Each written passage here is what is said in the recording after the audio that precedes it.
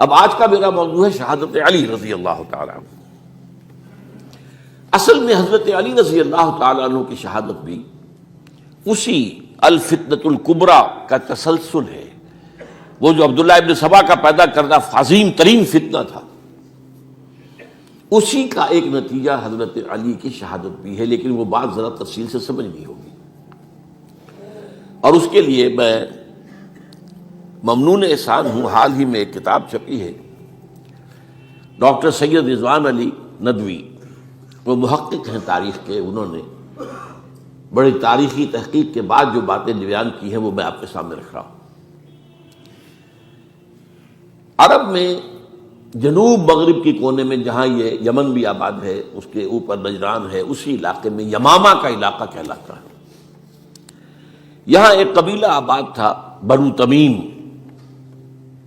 یہ جو لوگ تھے بڑے کرخت مزاج، جنگجو، اکھڑ، ضدی، اور جس بات کو ایک دفعہ مان لے اس پر اڑ جانے والے اور مر مٹنے والے۔ یہیں سے فتنہ پہلا اٹھا تھا۔ سب سے بڑا جو نئے جھوٹے نبی کھڑے ہوئے تھے ان میں سب سے بڑا تو مسیلمہ کذاب تھا، یہی تو علاقہ تھا۔ اور اس کے خلاف اس فتنے کی سرکوبی میں کتنے صحابہ، 1200 صحابہ ایک جنگ کے اندر شہید ہوئے، جن میں 500 جو ہیں وہ حفاظ تھے رضی اللہ تعالیٰ عنہ اجمعین۔ تو یہ لوگ جو یہ تھے بڑے زوردار تھے۔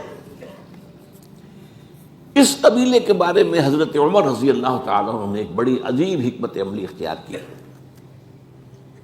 ان کو وہاں سے اکھاڑ کر اور ایران کی سرحدوں پر آباد کر دیا، اب جہاں پر جہاد ہو رہا تھا، تاکہ ان کے اندر جو یہ جنگجوئی ہے یہ اب اس مقصد کے لیے استعمال ہو،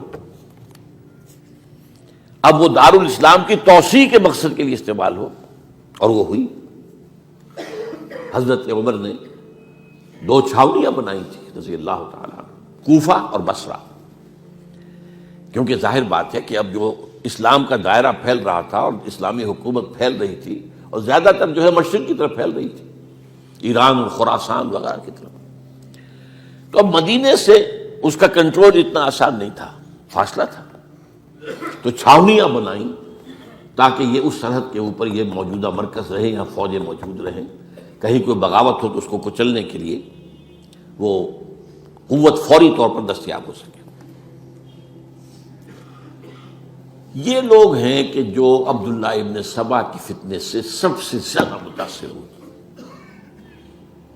ان کی مزاج میں وہ کجی تو تھی نا۔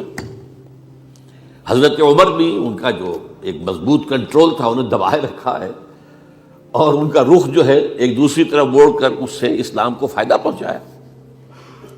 لیکن اس کے بعد جب فتنہ جو آیا یہ عبداللہ ابن سبا، تو سب سے بڑھ کر یہی لوگ اس کے ماننے والے، اور انہی میں سے وہ لوگ تھے جنہوں نے جانیں بھی دے دی ہیں، جنہیں حضرت علی نے زندہ جلایا ہے، اس لیے کہ وہ کہتے تھے کہ علی خدا ہے۔ اے علی تم خدا ہو، تم ہمیں آگ میں جلا رہے ہو، یہ تو تم ہمارا امتحان لے رہے ہو۔ وَلَنَبْلُوَنَّكُمْ بِشَيْءٍ مِّنَ الْخَوْفِ وَالْجُوعِ وَنَقْصٍ مِّنَ الْأَمْوَالِ وَالْأَنفُسِ وَالثَّمَرَاتِ۔ اب وہ اس آیت کو اپنے اوپر منطبق کر رہے ہیں۔ تو یہ جو کرخت لوگ تھے،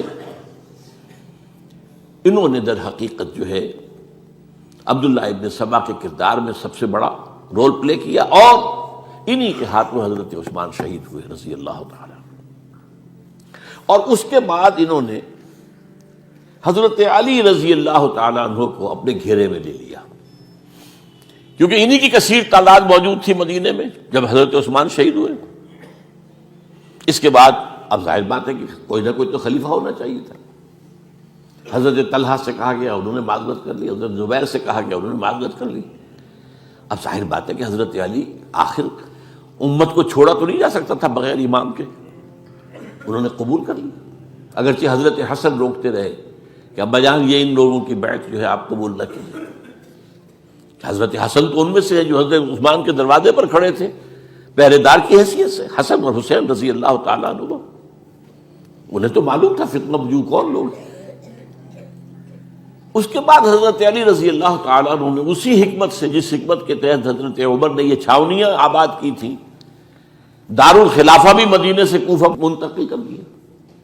تاکہ پورے عالم اسلام کو کنٹرول کیا جا سکے اس مرکز کے ساتھ۔ اس کا نتیجہ یہ نکلا کہ اب گویا کہ حضرت علی کے گرد ان لوگوں کا گھیراؤ مکمل، کوفے میں یہی تو آباد تھے، کوفی یہی تو تھے، حضرت عمر نے انہیں لا کے یہاں آباد کیا تھا۔ جب حضرت علی نے کوفے کو اپنا دارالخلافہ قرار دیا تو گویا کہ ان کا پھر عمل دخل بہت بڑھ گیا۔ ایک طریقے سے یوں کہا جا سکتا ہے کہ انہوں نے اب حضرت علی رضی اللہ تعالیٰ عنہ کو اپنے محاصرے میں لے لیا۔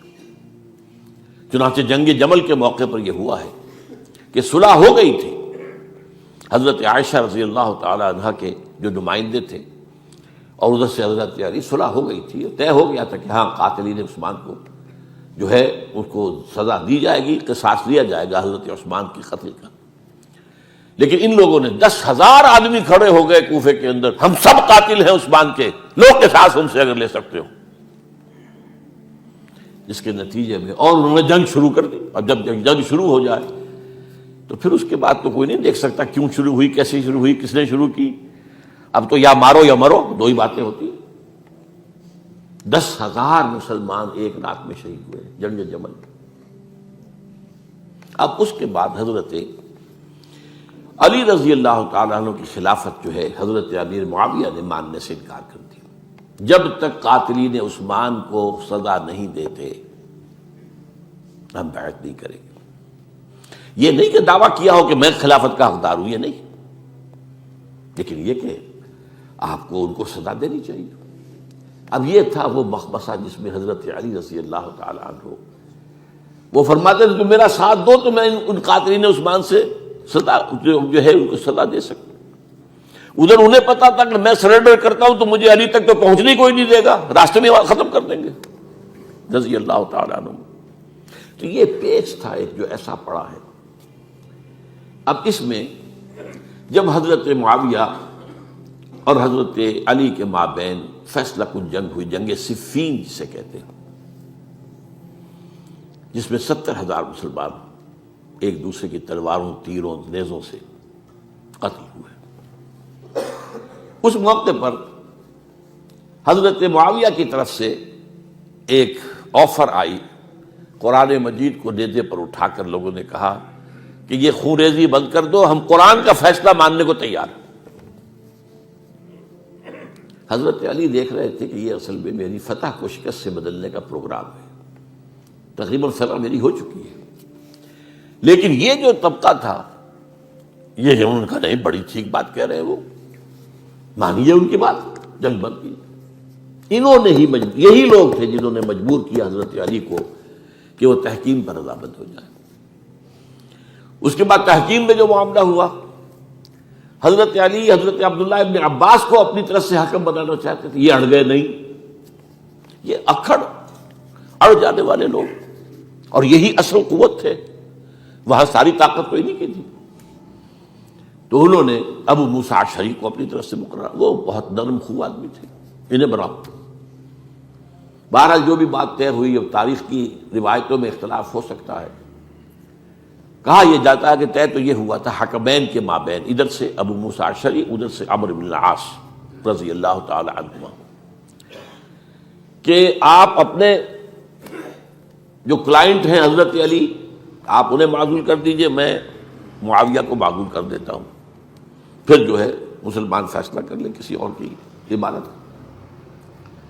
انہوں نے کھڑے ہو کے کہہ دیا میں علی کو معزول کرتا ہوں، اور عمرو بن العاص نے کہا کہ میں معاویہ کو قائم کرتا ہوں۔ اب یہ ہے روایت، واللہ عالم اس میں کتنا سچ ہے کتنا جھوٹ ہے، میں کوئی مورخ نہیں ہوں، میں کوئی تاریخ کا محقق نہیں ہوں۔ اس کے بعد جو ہے اب یہ لوگ انہوں نے کہا کہ مانیے تحکیم کو، اور جب انہوں نے حضرت علی نے اس تحکیم کے فیصلے کو ماننے سے انکار کیا تو باغی ہو گئے، حضرت علی کو کافر قرار دیا، اور جا کر ایک جگہ پر حرورہ ایک جگہ تھی وہاں پر جا کے جمع ہو گئے، جتھا بندی کی، بہت بڑی طاقت پر وہاں کری۔ انہوں نے طے کیا کہ علی بھی کافر ہو گیا، معاویہ بھی کافر ہو گیا، عمرو بن العاص بھی کافر ہو گئے، سب کافر ہیں۔ حضرت علی کی طرف سے ایک گئے سفیر ان سے بات کرنے کے لیے، تو انہوں نے کہا تم ہی نے تو کہا تھا کہ تحکیم کو تسلیم کرو، کہ ہاں ہم نے گناہ کیا تھا، کفر کیا تھا، ہم توبہ کی ہم نے. اگر علی بھی مان لے کہ میں نے مان کر کفر کیا تھا اب میں توبہ کرتا ہوں تو ہم ان کی بات مان لیں گے. اب حضرت علی اس طرح کا جھوٹ کیسے بولتے ہیں؟ انہوں نے تو کوئی کفر نہیں کیا تھا. بہرحال انہوں نے پھر بھی نرمی برتی کہ دیکھو اگر تم کوئی خونریزی نہیں کرو گے، فساد نہیں مچاؤ گے تو میں تمہیں کچھ نہیں کہوں گا. لیکن وہ اپنی ان شرارتوں سے بعد نہیں آئے. تو پھر تیسری جو بڑی جنگ ہوئی ہے ان جنگوں میں، جنگ نہروان کہلاتی ہے، حضرت علی کی جنگ خوارج کے ساتھ، جس میں 4000 خارجی جو ہیں وہ قتل ہوئے. اور یہ بات اب آپ نوٹ کر لیجئے کہ یہ لوگ جیسا کہ اکھڑ بھی تھے لیکن اپنی بات پر ڈٹ جانے والے تھے، لیکن ساتھ ہی دیندار بھی تھے، نمازی اور روزے دار بھی تھے. یہ اس طرح کے لوگ نہیں تھے کہ جو فاسق اور فاجر ہو. بس یہ مزاج کا ایک ہے، جو بات دل میں بیٹھ گئی اڑ گئے. تو یہ اصل میں انہوں نے پھر فیصلہ کیا کہ اور تو ہمارے بس میں اب کچھ نہیں ہے، ان تینوں کو قتل کر دیا جائے، علی کو بھی اور معاویہ کو بھی اور عمرو بن العاص کو بھی. تو ایک جگہ ان کی سازش ہوئی، 3 آدمی معین ہو گئے، ایک ہی وقت کا طے فیصلہ ہو گیا، فلاں تاریخ کو فجر کے وقت تم جاؤ، وہ تم کوفے کی جامع مسجد میں جب علی نماز جماعت کرا رہے ہو خنجر مارو انہیں. اور یہ اس کا نام ابن ملجم تھا، خارجی، یہ وہی لوگ بنو تمیم کے لوگ. دوسرا جو تھا وہ دمشق میں حضرت معاویہ کو قتل کرنے شہید کرنے کے لیے پہنچ گیا. تیسرا مصر پہنچ گیا حضرت عمرو بن العاص کو. اب یہ بات اللہ کی طرف سے ہے، یہ تو اس کی مشیت ہے، اس کا فیصلہ ہے.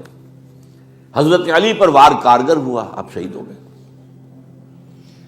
حضرت معاویہ پر وہ وار ذرا اوچھا پڑا، زخمی تو ہوئے لیکن آپ کی جان بچ گئی. عمرو بن العاص اس روز مسجد میں کسی معمولی کی وجہ سے، عذر کی وجہ سے فجر میں آئی نہیں سکے، لہذا حضرت علی کی شہادت ہو گئی. اب یہ ہے اصل پس منظر، کن لوگوں نے کیا شہید اصل میں وہ سمجھ لینے کی بات ہے. یہ خوارج نے شہید کیا، لیکن خوارج کا فتنہ سبائی فتنے ہی کا آف شوٹ ہے، اسی کے ذیل میں ہے، اسی کی ایک شاخ ہے، اسی کا ایک نتیجہ ہے. یہ خوارج جو ہے بعد میں بھی ان کی مسلسل جو ہے وہ جنگیں رہی ہیں. بہرحال اس صورتحال کو یہ سمجھ لیجئے کہ یہ خلفائے ثلاثہ رضی اللہ تعالی عنہ، حضرت عمر شہید، عثمان شہید، علی شہید. عجیب بات ہے کہ تینوں کا نام عین سے شروع ہوتا ہے، عمر عین سے، عثمان عین سے، علی عین سے. تینوں شہید ہوئے ہیں. لیکن یہ کہ یہ ہے تاریخی پس منظر.